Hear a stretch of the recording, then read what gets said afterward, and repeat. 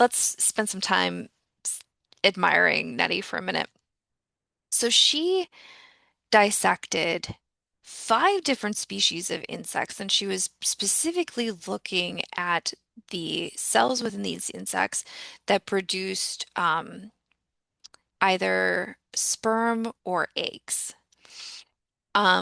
And so imagine like the amount of optimization she'd have to do, right? Like each different species, you'd have to like figure out the best way to dissect these. And let me say, I have actually dissected fruit fly brains. It is brutal, right? Like because you have to have the fly under the microscope and these very fine, very tiny tools, right? So you're watching yourself dissect under the microscope and your hands are shaking even when you're not caffeinated because we can't ever be perfectly still and like trying to not mangle these tiny little brains. It's insane. Um, so she must have had the patience and steady hands of, I don't know, a statue. Um, so she had to do that for five different species, optimize the dissection technique and then how to fix them on the microscope slides. And then how to, she used different stains because at the time they knew that chromosomes were chemically different enough from proteins that you could stain both with different colors. But, you know, for each species, they stain a little differently, so you have to try different dyes, and even then, you're not always going to get clear resolution between the chromosomes and the rest of the cell. So yeah, she must have worked her butt off. So here's what she found.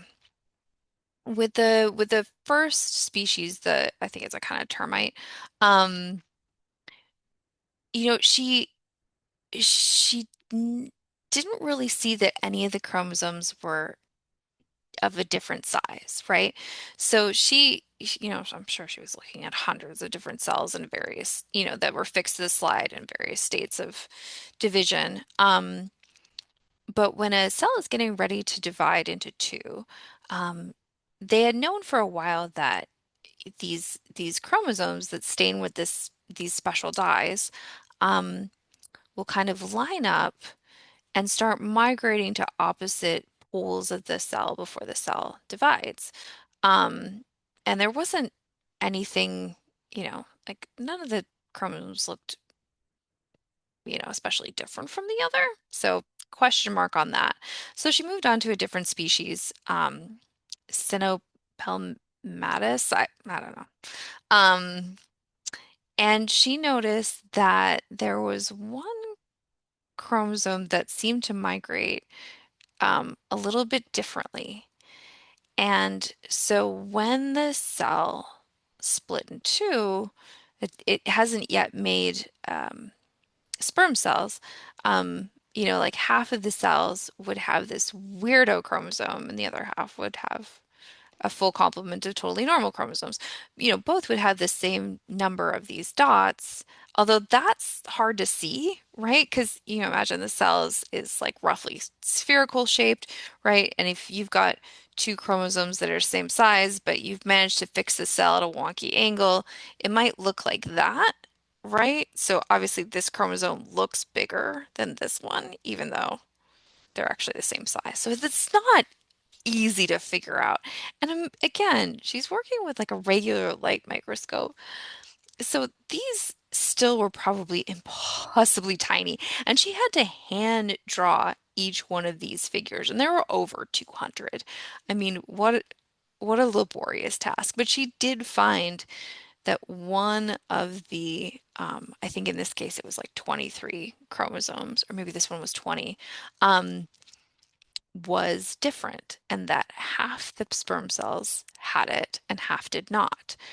So she moved on to um, Blatella germanica. Um, and again, she saw there was always this one weirdo chromosome and it would always be found in 50% of these protosperm cells. It was in this Tenebrio molitor species that she really found pay dirt. Um, So she found that again, there was this one small chromosome that was always kind of hanging around this normal size chromosome. Um, and these cells would undergo this division. Like when you see the chromosomes lining up, about to migrate to opposite poles of the cell before the cell divides, um, the pairs of chromosomes look pretty similar. And that makes sense, right? Excuse me. You will have a number of different chromosomes. For example, we have 23 pairs, right? Where do they come from? Each of those pairs, one comes from mom, one comes from dad, right? You'd expect they'd look pretty similar, right? Because maybe the one from mom came from grandma, or maybe come from grandpa. So they have kind of the same stuff, right? Except this one weirdo, right? Like that does not look the same size as its pair. Um, and so it would migrate and divide.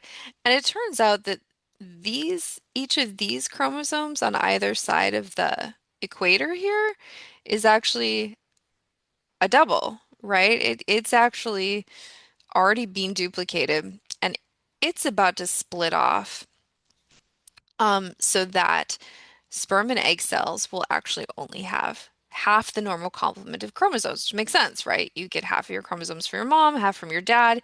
If you got 46 chromosomes from each, you'd end up with 92, and you wouldn't make it very far in terms of development.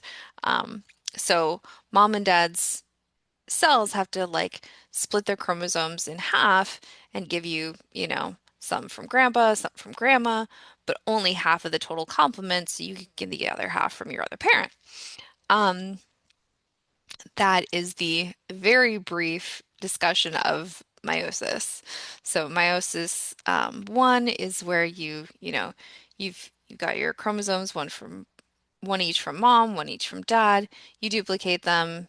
They just look like one thing, but they line up and they split apart for meiosis one. Now both of these cells have, um, you know, uh, how to say this, um, either chromosome one from mom or chromosome one from dad, but not one of each, right? And then in meiosis two, they split. So now instead of having pairs of chromosomes, you only have, um, one of each. Um, and that's how you make sperm and egg. So yeah, I mean these pictures are incredibly clear, and that was the real clincher. Um, and she also noticed that with females, you never saw this weirdo chromosome. They all looked like normal size, but 50% of the sperm would have this weirdo chromosome. So yeah, that was pretty incredible. And so that was the first time we knew that, gender was determined by the males, that sperm would either have a Y or an X chromosome. Eggs would always have only X chromosomes. So it's dad who determines whether you get an X or a Y. Um, Mom is guaranteed to give you an X. Um, she looked at this final fifth species, kind of aphid, and again, saw this. So that's incredible, right? She knew that different species had different numbers of chromosomes. We have 23 pairs. I think the Steno has 20 pairs. Um, I think another one of these has 23, and I honestly can't remember which one. Um, and she also knew that each of the chromosome pairs would be different sizes. So, for example, in the, termite, right, all of them were roughly the same size. There is an Y chromosome, but it's not all that much different from the, X chromosome, at least as far as she could tell. Um, but they're distinctly different Y and X chromosome sizes in the, T molitor. So that's amazing. Thank you, Nettie. So yeah, an incredible discovery.